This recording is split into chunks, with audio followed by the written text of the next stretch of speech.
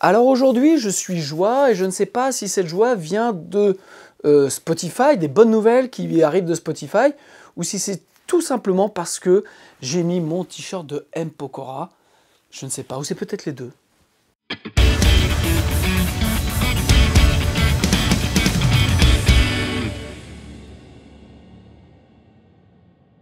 Salut à toutes et tous, c'est Jaf. Aujourd'hui dans Bibi Blabla, nous allons parler un petit peu de l'évolution de la musique. Vous savez que c'est quelque chose qui me tient à cœur, et notamment de Spotify. Et donc je suis joie aujourd'hui puisque en fait il y a beaucoup d'indicateurs très positifs. Pour une fois, vous allez me dire, voilà, vous voyez comme quoi je suis aussi capable de dire des choses positives de Spotify. Et je trouve qu'il y a beaucoup d'indicateurs très positifs venant de Spotify. Alors, la question c'est de savoir en effet quels sont ces indicateurs, puisqu'il y en a beaucoup, comme je viens de vous dire. Alors, est-ce que ce sont les 600 millions de dollars investis par Daniel Ek, qui, je le rappelle, est le CEO de Spotify. Donc, 600 millions de dollars investis dans une nouvelle start-up pour faire des drones pour l'armée, pour protéger nos démocraties. Voilà, donc ça, est-ce que c'est la bonne nouvelle de savoir que Daniel, avec l'argent des musiciens, eh bien, va protéger les valeurs de nos démocraties? Ou est-ce que c'est l'arrivée du fameux groupe que vous avez peut-être sûrement entendu parler, des Velvet Sundown, je crois, je vérifie mes notes, voilà, Velvet Sundown, ce groupe très musique années 70 qui a été entièrement géré par l'intelligence artificielle et qui a battu des records d'audience, notamment sur Spotify. Alors voilà, ce sont les deux premières bonnes nouvelles qui arrivent de Spotify, et donc je ne sais pas, je ne sais plus, je suis perdu de savoir un petit peu, est-ce que c'est ça qui me rend de si bonne humeur ce matin? Putain de sa mère. Alors on le sait déjà depuis quelques mois, le truc est en train de remonter à la surface, comme quoi, eh bien, Spotify a géré des musiques sans artistes, voilà, pour, bien entendu, ne plus payer de droits aux artistes, et ce volume représenterait entre 20 et 30%, on ne sait pas vraiment, hein, mais ça représenterait entre 20 et 30% de musique sans artistes générée par IA ou par des artistes qui créent de la musique au kilomètre juste pour Spotify, donc c'est vraiment une division interne à Spotify, et donc ça représenterait entre 20 et 30%, je dirais maintenant, de ce qu'il y a sur la plateforme Spotify. Alors, pourquoi ne pas être surpris? Vous allez me dire, pourquoi ne pas être surpris? Tout simplement, en tout cas pour moi, parce que tout chez Spotify sent la merde. Voilà, il n'y a pas d'autre mot. Je le dis en effet depuis des années. C'est aussi la raison pour laquelle depuis 2020, moi j'ai retiré toute ma musique, tout le catalogue que j'avais de Spotify. Parce que je le dis depuis donc des années que c'est Spotify, et il n'y a pas que Spotify, hein, un peu le reste, est une énorme arnaque. Et qui fait croire aux artistes qu'il n'y a plus d'argent dans la musique et que patati et patata et qu'il faut se serrer la ceinture. Ou comme le dit Daniel Ek l'année dernière, comme quoi les artistes ont aujourd'hui tous les moyens à portée de main pour pouvoir créer un album par an. Et ça, on va y revenir. Bref, donc moi, c'est vraiment un modèle économique auquel je ne crois pas depuis des années. Et en effet, comment voulez-vous croire en quelque chose qui ne rémunère pas les artistes, c'est-à-dire que vous êtes payé 0,004 euros par stream, que si vous avez moins de 1000 streams, ce qui représente quand même plus de 60% des artistes sur Spotify, eh bien, vous ne touchez pas de rémunération, que maintenant, voilà, on apprend que le bénéfice, puisque en 2024, Spotify a généré 1,5 milliard de recettes nettes, si je ne dis pas de bêtises, et que Daniel Ek s'est empoché de plus de 350 millions dans la petite poche à papa.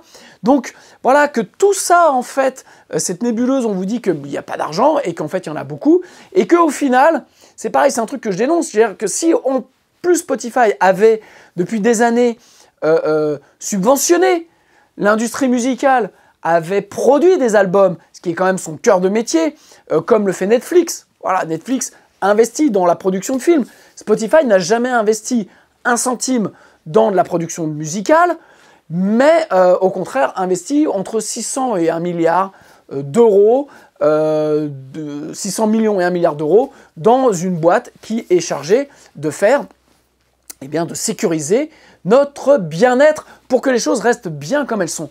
Et j'ai oublié aussi, bien entendu, Daniel Ek a investi dans la campagne de Monsieur Trump. Alors, voilà, donc ça fait quand même beaucoup d'éléments qui, pour moi en tout cas, sentent la merde et me fait dire que j'ai bien fait, j'ai eu le nez fin, voilà, il y a un moment donné, faut se la péter un petit peu, voilà, de savoir que ça puait la bouse et que Spotify n'est vraiment qu'une usine à merde.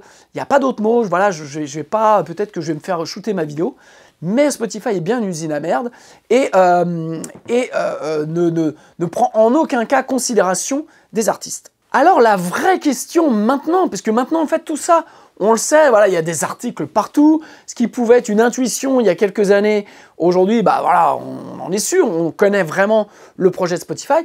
Eh bien la vraie question, c'est de savoir pourquoi des artistes indépendants continuent à placer leur musique sur Spotify, en sont fiers, voilà, on sont très contents, sur les réseaux, ils disent voilà, mon album sort sur Spotify là, ou pire encore, et ça c'est un truc qui révolte, c'est pas le mot, mais je comprends pas ce syndrome de Stockholm de dire voilà, sur Spotify, mon groupe a fait 200 000 streams, 300 000 streams, 50 000 streams, bref, voilà, tout le monde est content par ce chiffre qui paraît important, mais ça représente même pas 1000 balles ou 1500 balles de revenus. Donc voilà, donc je n'arrive pas à comprendre ça. Et donc la question, c'est que face à toute cette merde qui est en train de remonter, comment des artistes peuvent encore continuer à placer leur musique sur Spotify? Alors, est-ce qu'on est toujours dans ce syndrome de penser que grâce à Spotify, on va être connu du monde entier? Voilà, parce que ça, c'est quand même ce qu'on nous avait vendu à la base, sachant que je le rappelle, c'est des chiffres que j'aime bien rappeler, mais je vais vous les rappeler une énième fois. Voilà, c'est que sur 12 millions d'artistes qui sont sur Spotify, 1% seulement a gagné plus de 10 000 $ l'année dernière, ok? Que sur ces 12 millions, seulement 1500 ont touché plus d'1 million de dollars, ok? 1500 ont touché plus d'1 million de dollars, je mets mes lunettes parce que forcément je vois plus rien, et 170 ont touché plus de 5 millions de dollars. Sachant que sur les plus d'1 million et plus de 5 millions de dollars, ce qu'il faut savoir, c'est que derrière, il y a des maisons de disques, et que donc l'artiste en lui-même, ou le producteur en lui-même, n'a pas touché cette somme-là. Donc, plus de doute, les Spotify, avec l'aide des 3 maisons de disques qui restent les 3 majors, hein, ce qu'il faut savoir, c'est qu'on a aussi une concentration des maisons de disques, puisqu'il y en avait 6 ou 7 moi dans les années 90, aujourd'hui il n'y en a plus que 3, donc il y a vraiment, on voit une concentration des maisons de disques, et il faut savoir aussi que Spotify a pu faire ça grâce à l'apport des maisons de disques pour le catalogue, mais aussi à l'investissement des maisons de disques qui ont pris des parts aussi dans Spotify. Donc, je dirais, le dessin semble un petit peu apocalyptique, c'est que face à ça, on se rend compte que Spotify et les maisons de disques n'ont aucune envie forcément de développer du contenu et n'ont aucune envie de faire grandir ou faire grossir les artistes. Ça me fait toujours penser au discours qu'avait Prince dans les années 90, où on disait mais bon, il est complètement fou. Il a toujours mis en avant le fait que les maisons de disques n'avaient aucun souhait, aucun projet de développer les artistes, et avaient plutôt le projet de les piller. Eh bien, on est vraiment là-dedans aujourd'hui, mais c'est fait aujourd'hui sans vergogne, parce que on le voit, il n'y a aucune envie de développer soit des nouveaux artistes, soit de permettre aux autres de gagner de l'argent. Alors, et on a une hyper-concentration des maisons de disques, on a aussi une hyper-concentration des artistes. On le voit, les artistes qui tournent ou qui sont sur le devant de la scène sont un peu tout le temps les mêmes. Et puis, il y a un point qui est quand même très intéressant dans ce Velvet Sundown, ce groupe complètement généré par IA, c'est que la musique, le style de musique qui a été choisi, c'est quand même un bon vieux rock des années 70, teinté de hippie, on va dire un peu à la Neil Young. Voilà, donc ça c'est quand même assez marquant. Et en fait, c'est pas déconnant. Il y a 2-3 ans, je vous ai fait une vidéo, je vais vous mettre le lien ici ou là, vous écoutez de la musique de vieux, j'avais appelé ça. Elle avait pour le coup le pif, une fois de plus, de dire que les vrais chiffres et donc vous les retrouverez dans la vidéo, j'ai pas été tout rechercher, que les vrais chiffres sont que sur Spotify, la majorité de ce qui est écouté, ce sont des musiques, les oldies but goodies, la musique des années 70-80, voilà, qui représente la majorité des écoutes. Et puis, si on fait un parallèle avec ça, eh bien, pareil, depuis quelque temps, je vous explique que les maisons de disques, les majors, rachètent à prix d'or les catalogues de Bruce Springsteen, de Neil Young, de Eagles, de Pink Floyd, de Queen. Queen, ça a été plus d'1 milliard racheté. Bref, tous ces artistes importants, les maisons de disques ont racheté leur catalogue. C'est pas pour le plaisir de leur donner de l'argent et leur permettre d'être tranquilles pour plusieurs générations. C'est parce que ils savent très bien, ils ont les stats, que ce qui est le plus écouté aujourd'hui sur les plateformes, ce sont tout ce type de musique, ok? Et comme par hasard, le test qui est fait grandeur nature sur un groupe généré par l'IA, c'est une musique complètement teintée dans ce style-là. Et ça, c'est très important parce que si on analyse les faits, en fait, on se rend compte des liens de cause à effet quelque part. Et quand je vous dis qu'il y a une hyper-concentration, un peu comme sur les GAFAM, des maisons de disques associées avec Spotify, qui rémunèrent plus les artistes, qui rachètent à prix d'or du catalogue, avec l'IA qui arrive, eh bien tout ça laisse entrevoir un scénario assez ou catastrophique pour les artistes, qui est que les maisons de disques, elles ont déjà préparé avec Spotify la suite. La suite, c'est que elles ont racheté les catalogues pour, j'irais, créer de la musique qui copie ce genre de choses, type Velvet Sundown, ok, sans être préoccupées par les droits d'auteur, par le copyright, ok, puisqu'elles possèdent maintenant le copyright. Elles ont fait analyser par les IA tout ce catalogue-là et elles peuvent le reproduire à foison pour des personnes, pour des consommateurs qui, au final, comme sur les réseaux, comme sur le McDo, voilà, j'avais déjà parlé de la McDonaldisation de la musique, eh bien, vont consommer du Velvet Sundown parce que, au final, on s'en branle que ce soit pas bien produit, qu'il y ait des artefacts de partout, que voilà, mais quand on le met comme ça, on a l'impression d'écouter du Neil Young, mais c'est pas du Neil Young, puis au final, on s'en fout parce que, au final, on continue d'aller voir AC/DC ou Scorpion, alors qu'ils ne sont plus que l'ombre d'eux-mêmes. Mais on va les voir parce que, voilà, on a vu AC/DC, parce qu'on a vu Scorpion. Ouais, je suis un peu dur, je suis un peu méchant, mais je pense que c'est une réalité aujourd'hui que de cette espèce de maintien, je dirais, des méga stars comme une usine à cash, ok, et que de toute façon, le reste, ils en ont rien à foutre. Et je vais revenir là-dessus, notamment sur le live. Et donc, la suite logique, ce qui est très intéressant par rapport à donc, ce rachat des catalogues et tout ça, c'est aussi de comprendre pour vous, musiciens indépendants, c'est que votre musique, elle ne vous rémunère pas, ok, quand vous êtes sur les plateformes, elle ne sert que, de ce que je disais avant, à capitaliser sur le catalogue que possède Spotify, donc parce que Spotify capitalise sur le nombre de titres qu'ils ont par rapport à des auditeurs, et ça c'est capitalisé en bourse, voilà, ça c'est de la finance, ok. Mais aussi, ce qui est très intéressant, ce qu'on n'a peut-être pas vu bien venir, c'est que votre musique sert de data uniquement à une IA qui va apprendre de tout le catalogue, donc qui a appris de Springsteen, des Eagles et des machins, mais qui va apprendre aussi de n'importe quel groupe obscur, parce que tout est bon à les piquer, ok, surtout quand c'est gratos, et donc, quand vous mettez votre musique sur les plateformes, eh bien, vous avez une IA qui va forcément la déchiffrer pour pouvoir s'en inspirer pour créer une autre type de musique qui, elle, sera sujette à rémunération. Ne vous trompez pas là-dessus. C'est que vous, en fait, vous servez de modèle, de cobaye, vous donnez tout ce que vous avez, vous donnez l'apprentissage que vous avez passé des heures et des heures à apprendre votre instrument, à créer une musique originale qui va être analysée et qui va être repompée après. Ce qu'il faut savoir aussi, c'est que les conditions générales de vente, ce qu'il faut savoir, les conditions d'utilisation de vos musiques quand vous les placez par des agrégateurs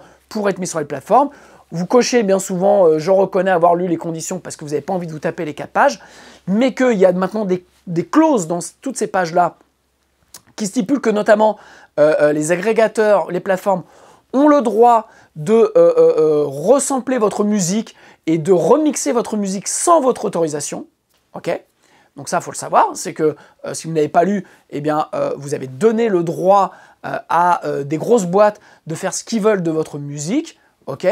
Et tout ça, c'est dire que vous faites le travail, eux, ils passent à la moulinette, ils récupèrent ce qu'ils veulent, et eux, ils vont en faire, vous inquiétez pas, votre musique, ils vont toujours trouver un moyen d'en faire du business. Si vous, ça vous rapporte rien, eux, ils savent comment faire. Et je pense que c'est ça que vous devez comprendre, chers amis musiciens indépendants. Donc voilà, donc vraiment, les musiciens indépendants, comprenez que votre musique, quand vous la mettez sur ces plateformes-là, je ne vais pas dire vous signez votre arrêt de mort, mais en tout cas, vous donnez votre savoir, vous donnez vos tripes, vous donnez votre âme à des boîtes qui n'ont aucun scrupule à analyser tout ce qui se passe pour pouvoir ensuite en faire eux du business. La preuve, c'est que j'ai une de mes vidéos là récemment qui a été bloquée, enfin pas bloquée, qui a été démonétisée alors qu'il n'y a que de la batterie, ok? C'est que qui joue sur un titre d'un artiste, voilà, sur une vidéo qu'on a fait, où je n'ai mis que la batterie, il n'y a aucune ligne mélodique, et immédiatement, la batterie a été revendiquée par un ayant droit obscur, je ne sais pas où, dans le monde, qui a dû séquencer des tournes de batterie ou quoi, et donc l'argent qui était censé me revenir, eh bien pour l'instant est bloqué, et peut-être que je n'en verrai jamais l'utilisation. Donc ce qu'il faut savoir, c'est que le truc est bien rodé, tout est mis en place pour pouvoir analyser votre musique, aller chercher où elle est. J'ai 2 vidéos d'un artiste que j'ai produit qui s'appelle Unravel, ok, un groupe qui s'appelle Unravel. J'ai utilisé leur musique avec leur autorisation sur des vidéos, des tutos et tout ça. Et bien aujourd'hui, mes vidéos sont démonétisées parce qu'ils ont mis leur musique sur des plateformes, qu'ils ont signé les conditions générales de vente et que bram, voilà, il y a un scanner qui passe sur tous les trucs. Ils ont dit ça, c'est à nous, ça, c'est à nous. Et donc, ils récupèrent l'intégralité des droits sur la vidéo pour eux. Et à mon avis, les artistes n'en verront pas la queue d'un centime. La suite, eh bien la suite, c'est quoi? Elle est en train d'être préparée. C'est que même pour les Grammy Awards, a été décidé aujourd'hui que une musique faite par IA pouvait être remporter des prix si et seulement si on pouvait prouver qu'il y avait une personne, qu'il y avait un humain derrière tout ça. Alors, voilà, donc ça veut dire que Jean-Claude qui va faire un prompt et qui va appuyer sur un truc, bah, c'est un humain, on va peut-être considérer à un moment donné que c'est Jean-Claude qui a créé la musique, et donc voilà, donc ça c'est en train d'être préparé. Donc les musiciens, mais Prince, quelque part, l'avait annoncé, je crois qu'il avait fait au Grammy, il avait fait un discours là-dessus.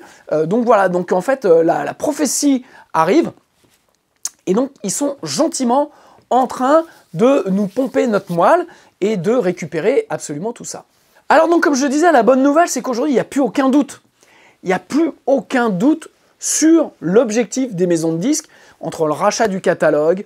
Je suis aussi Universal, Sony rachètent des gros indépendants. Voilà, c'est vraiment la course à posséder le catalogue parce qu'ils savent qu'à un moment donné, ils vont mettre un espèce d'embargo grâce à l'IA pour faire que tout ce qui est généré soit copié ou pas d'un titre. Et donc, je pense que ça va nous poser problème à nous, artistes indépendants. Alors, la réalité, c'est que, donc ça, c'est la bonne nouvelle, c'est que maintenant, il n'y a plus de doute. La mauvaise nouvelle, c'est que je pense qu'on a été passif, on a laissé faire, on nous a vendu du rêve en nous disant « Mais si, mettez votre musique, c'est l'Eldorado pour les musiciens indépendants. » En fait, c'était une belle fumisterie et c'est une belle enfilade. Et que, comment on fait? Voilà, comment on fait aujourd'hui, sachant que, comme je vous le dis, même quand vous faites une tourne de batterie, ça va être revendiqué et on va vous piquer vos droits. Donc, comment on fait? Alors, c'est clair que moi, par exemple, c'est aussi la raison pour laquelle j'ai mis Traveling sur aucune plateforme, aucun site, rien du tout. Il n'est disponible que sur mon site. Il est disponible donc en téléchargement CD et vinyle. Vous pouvez le commander uniquement sur jaf.fr. C'est aussi un moyen de soutenir mon travail, de soutenir la chaîne, et de soutenir les artistes indépendants. Voilà, donc fin de la publicité. Il faut bien aussi que j'en fasse, il n'y a pas de raison. Et puis, la réalité, c'est comment on fait? Qu'est-ce qu'on fait? Comment on réagit? Est-ce qu'on peut encore réagir? Alors, moi, je pense que la réaction des artistes indépendants, c'est déjà d'arrêter ce syndrome de Stockholm et de penser qu'il n'y a pas d'autre choix. Voilà. C'est comme tout, quand on vous dit dans la vie, mais oui, mais vous n'avez pas le choix. Si, on a toujours le choix. on a toujours le choix. Et je pense que il faut sortir de ça. Je pense que les artistes indépendants doivent retirer leur musique de Spotify. Je pense qu'il va y avoir, je vous avais annoncé en octobre 2024, comment je sortais mon album et pourquoi je le sortais en indépendant et que je ne mettais pas sur la plateforme. Je vous disais qu'en 2025, l'industrie musicale allait vraiment changer et preuve en est, on est à mi-parcours et ça a déjà vachement bien bougé. Et donc, je pense que les artistes indépendants, vous devez retirer votre musique de ces plateformes-là. Peut-être rester sur Bandcamp, qui est plus une plateforme indépendante. Voilà, donc je pense qu'il y a peut-être plus d'intérêt là-dessus. Ou de façon de faire venir les gens sur Spotify, vous pouvez les faire venir sur votre site et créer un vrai lien avec votre fanbase. C'est ce que moi, j'essaye de faire personnellement. Alors oui, ça prend du temps. Oui, c'est du travail. Mais il n'y a pas le choix. Et puis je peux vous dire que quand j'ai quelqu'un qui commande Traveling et qui m'envoie un message parce que je lui ai mis un petit mot dans l'envoi avec le vinyle ou avec le CD et qui me fait un retour, moi ça me touche vraiment assez fort. Quand j'ai aussi un site qui s'appelle Magic Vinyl Digital qui fait une chronique du vinyle de Traveling et qui félicite le fait déjà de proposer en téléchargement les deux masters, le master CD et le master vinyle, mais aussi qui me félicite sur la prod et le pressage vinyle qui compare vraiment en étant au-dessus du lot par rapport même à des trucs faits en major. Voilà, tout ça, ce sont des choses qui me touchent. C'est des choses où je me dis, je fais bien de me casser le cul pour essayer de faire bien les choses, en tout cas de faire les choses du mieux que je peux, voilà.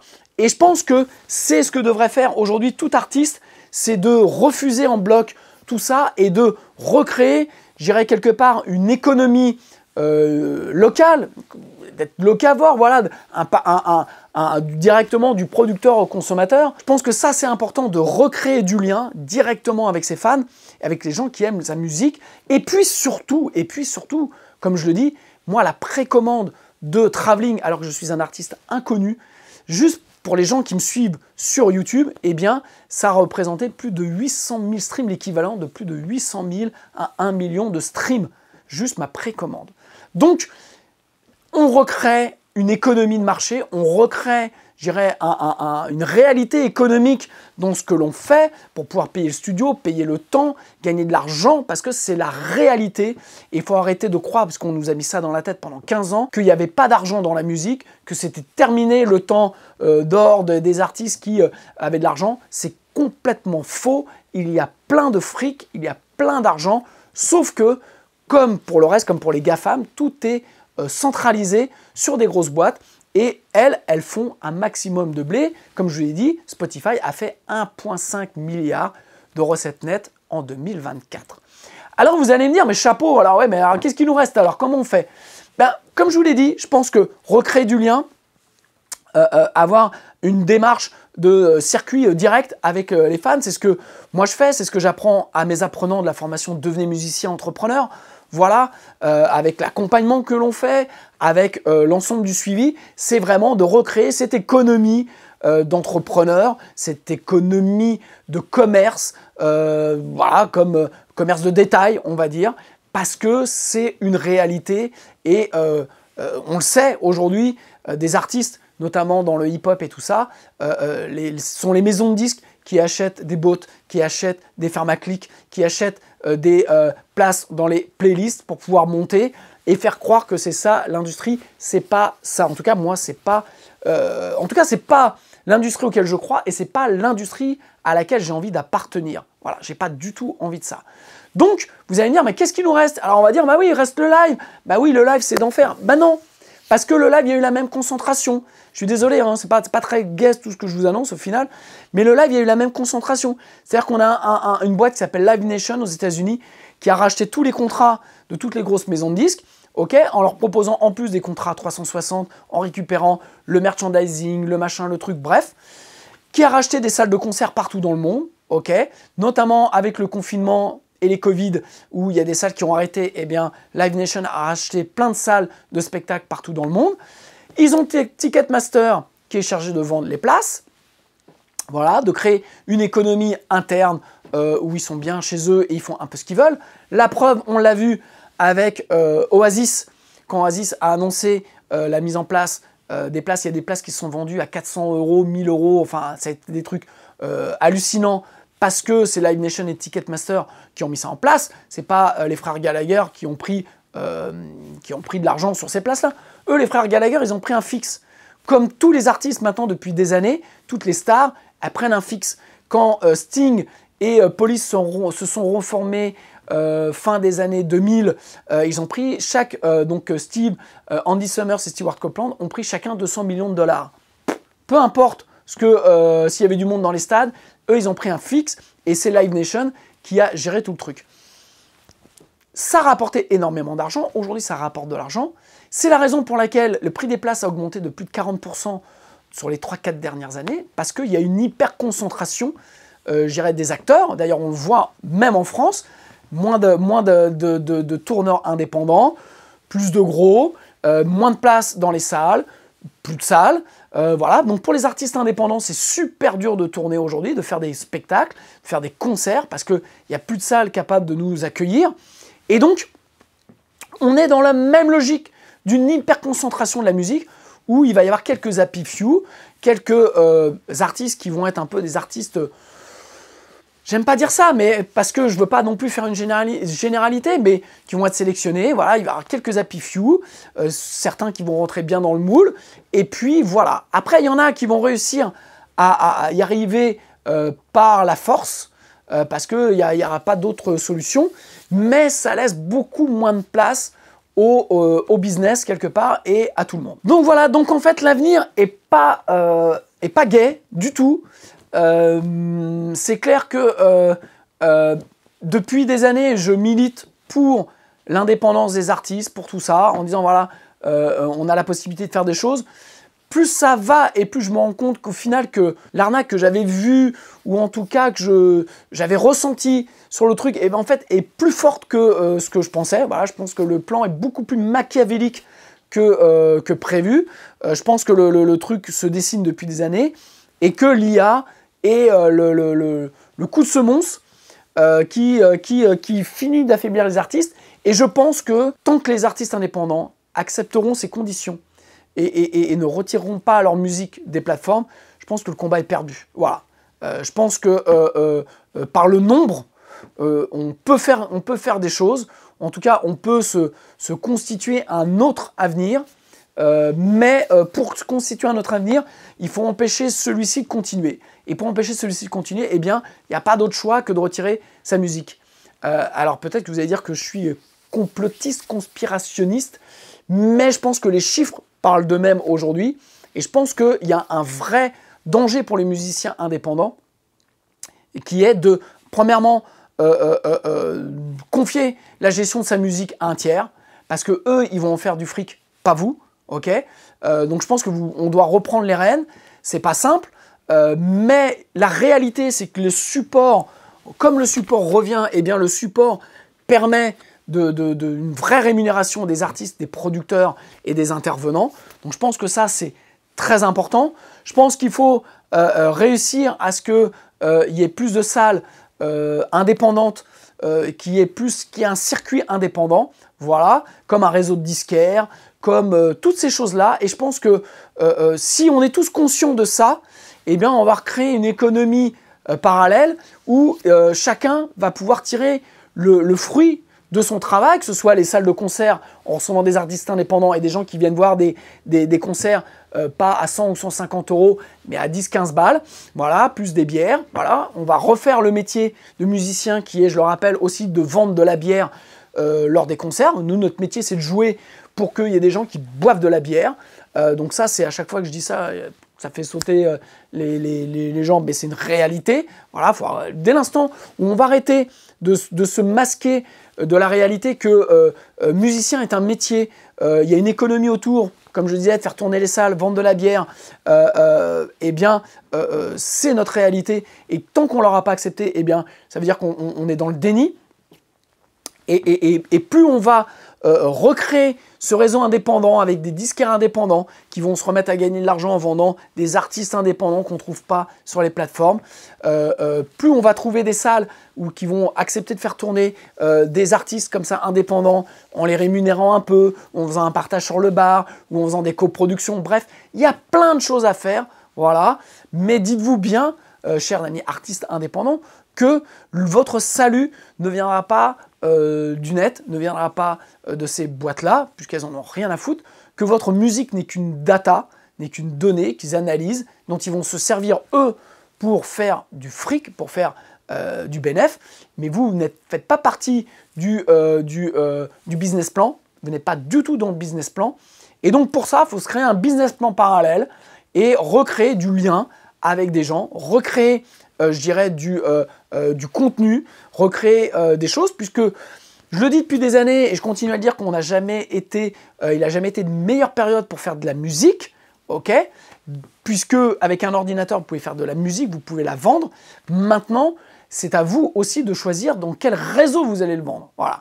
Et que le réseau, de prendre n'importe quel agrégateur, de mettre votre musique, de la downloader et penser que voilà, vous avez fait votre part du boulot et que c'est bon, maintenant, ça appartient à votre destinée ou à la chance, eh bien, c'est une erreur, puisque en fait, il n'y a pas de chance derrière, il y a juste une analyse de ce que vous faites qui va être utilisée à d'autres fins, mais pas aux vôtres. Voilà ce que je voulais vous dire. Je pense on est à mi-parcours de l'année. Je pense que je suis pour refaire une vidéo sur ce thème-là, parce que c'est quand même un thème important, moi, qui me paraît important. Alors, je sais que c'est beaucoup moins regardé que des vidéos sur des plugs ou autres, mais je pense que c'est très important. Donc, voilà ce que je voulais vous dire. Ce n'est pas une fatalité, et que je pense que si on avait la chance en plus d'avoir un gros artiste, type Taylor Swift ou autres qui disent bah non, moi en fait voilà, je crée un truc indépendant de distribution, de diffusion, de trucs, voilà, je pense que ça serait, ça nous aiderait, mais ils sont dans des business autres et eux ils ont le poids de faire plier la balance de leur côté, donc je pense pas qu'ils le feront, voilà, je pense qu'ils ont le pouvoir de le faire mais ils ne le feront pas. Donc par contre le réseau indépendant, comme ça a été le réseau alternatif dans les années 80 et 90, avait créé, je dirais, parallèlement aux maisons de disques, eh bien, un modèle économique, eh bien, je pense qu'on est au moment où il faut recréer ça, que ce soit sur la distribution, avec les disquaires, avec vos sites internet, où vous pouvez vendre votre musique directement dessus, avec des petites salles, avec des bars, avec, bref, différents trucs, des festivals, pour pouvoir tourner et pour pouvoir promouvoir sa musique. Voilà, merci de vous abonner à ma chaîne YouTube si vous avez aimé cette vidéo, merci de la partager, merci de soutenir donc mon travail soit avec sur mon site jaff.fr avec mon album Traveling, vous avez aussi mes albums précédents, vous avez aussi mon site jaff-formation avec un s.fr où vous avez des formations gratuites, des e-books gratuites et puis des formations payantes, bien entendu. Vous avez une formation gratuite sur la méthodologie en home studio pour améliorer sans le moindre plugin eh bien, vos productions. C'est une formation gratuite qui vous permet d'en apprendre beaucoup plus sur comment on travaille les pros. Et puis, que dire de plus? Eh bien, si peut-être la bonne nouvelle, c'est que sur YouTube, YouTube a mis une alerte sur le fait qu'ils vont contrôler tout ce qui est fait juste par IA pour pouvoir le dégager ou en tout cas le démonétiser. Donc YouTube reste encore pour moi aujourd'hui la plateforme la plus apte pour un indépendant à développer son environnement, développer sa fanbase, développer sa musique, développer son contenu. Bien que je pense qu'il faut arrêter de démonétiser entièrement les vidéos dès l'instant où vous utilisez 3 ou 4 secondes d'une musique connue. Voilà, ça doit être fait au prorata des rémunérations sur la durée totale de la vidéo. Je pense qu'on aura passé un cap une fois que YouTube aura fait ça, mis en place, parce que c'est possible, ils connaissent la durée de la vidéo, ils connaissent la durée du contenu utilisé, c'est juste une règle de 3, donc qu'on ne nous prenne pas pour des cons non plus, de supprimer l'intégralité des revenus, je trouve ça complètement dégueulasse. Mais en tout cas, YouTube a mis une alerte pour permettre à développer du vrai contenu et non pas du contenu généré par IA. Voilà, donc je pense que dès l'instant où on va refuser certaines choses, eh bien, ça va être aux autres de s'adapter et non pas à nous ou à nous d'accepter. Voilà, j'attends vos commentaires. J'espère que cette vidéo vous a plu. Donc, commentaires. Moi, je réponds à tous les commentaires que l'on fait. Voilà, donc, eh bien, je vous dis bonnes vacances, puisque moi, c'est ma dernière vidéo avant les vacances et donc avant la rentrée. Donc, on va faire un break. On va se ressourcer et on va revenir avec plein de nouvelles choses à la rentrée. Voilà, je vous embrasse et je vous dis à très bientôt. Et ne croyez pas à ce qu'on vous dit, ce n'est pas une obligation de faire comme les autres. Je vous embrasse, ciao.